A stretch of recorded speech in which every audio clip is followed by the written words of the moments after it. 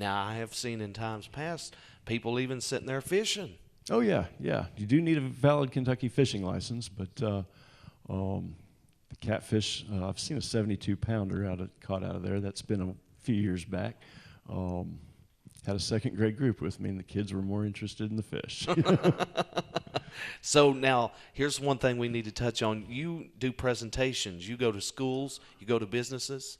Sometimes, yeah. Occasionally, I've spoke with a lot of schools, done various programs from snakes to water safety, and the same. I haven't done a whole lot of businesses, but I've done business groups like Kiwanis Club, Rotary Club, things like that. I'll go to their luncheon and have a presentation afterwards. Try to get people out in the community, and sometimes we have to charge depending on what kind of what the organization is, but we try to keep the fee very minimal. Very good. So if people maybe watching or listening by the way of TV and radio want to get you to come out to their civic group or to their schools and talk to the kids, what's the best way to contact you? Just call and ask for the recreation department. Leave a message. We're not in the office a whole lot, but we try to return phone calls timely. Occasionally we miss a couple, but for the most part we try to return them within a day or two of your phone message. Mm-hmm. And that's probably the best way. Now, if you want to book something like a meeting space or something like that, you would call and ask for group sales. And Amanda Bray, she'll set you up, does a great job with that. What about like if somebody's taught survival techniques out in the wilderness or out on a trail or something? Do you touch on like tips for survival? Not a whole lot.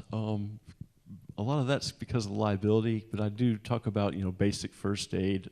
Yeah. People are generally concerned about snake bite, Mm-hmm. so we'll talk about the general first aid, what's recommended, what's not.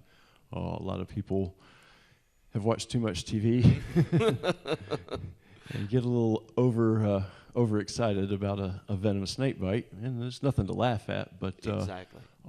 there are reasonable treatments for it, and I understand it's a very painful bite, but most people survive it. Right.